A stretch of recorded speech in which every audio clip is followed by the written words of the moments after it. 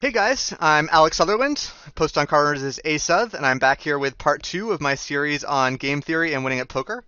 For those of you guys who didn't check out my first video, I definitely recommend you go do that. I'm going to basically pick up where I left off. In part 1, I presented you guys with a GTO true or false quiz, and if you watched the whole first video, you should know how to answer problems 3 and 4.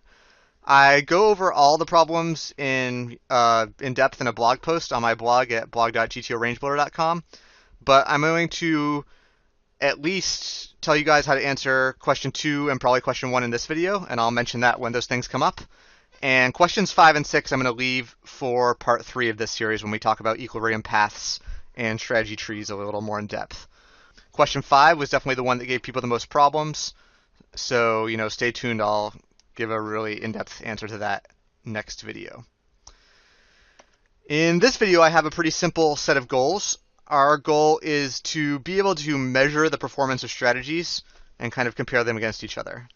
And the first step in that is we really need to understand when GTO play beats non-GTO play and when it does not. So, this involves looking at what types of mistakes will a GTO strategy profit against, what type of mistakes will GTO strategy not profit against. How can we measure the EV performance of GTO strategies versus a fish to kind of give us a baseline? And we'll do that by looking at both theoretical and practical examples of GTO play versus various fishy strategies.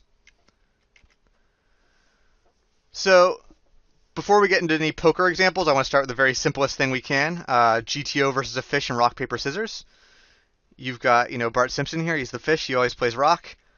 And what I want to emphasize is that how GTO strategies perform against fish really depends on the structure of the game.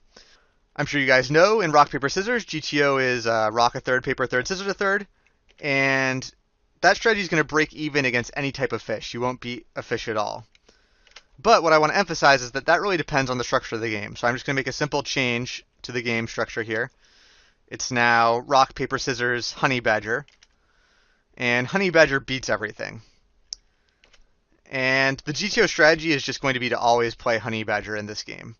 And GTO in this modified game is going to extract the absolute maximum from any type of suboptimal play. GTO play and maximally exploitive play are going to be identical. So what we're going to look at today is understanding differences in game structure and how different strategies in different situations either break even against GTO or are things that GTO profit against. We're going to measure how much profit does GTO get against a fish, how does that compare to how much profit maximally exploited play gets against a fish, how much of a leak do we open up in our own game when we play maximally exploited versus a fish, and we're going to use this to develop a whole bunch of baseline metrics that we can compare various strategies against. So the approach I'm going to take as we try to answer these questions is to start with the very simplest kind of theory game and then work our way up through a more realistic model and then to actual real-world poker scenarios. So we started with the rock, paper, scissors. That's as brain-dead simple as possible. And now we're going to talk about a 0-1 game. So first, let's remember the bluffing game we talked about in my first video. There was a player with a medium strength hand and a player with a range of 50% nuts, 50% air on the river. And the nuts or air player was going to bet, and the medium strength hand player could either call or fold. And what we found was that the GTO EV for the calling player was the same versus any bluffing strategy due to indifference conditions.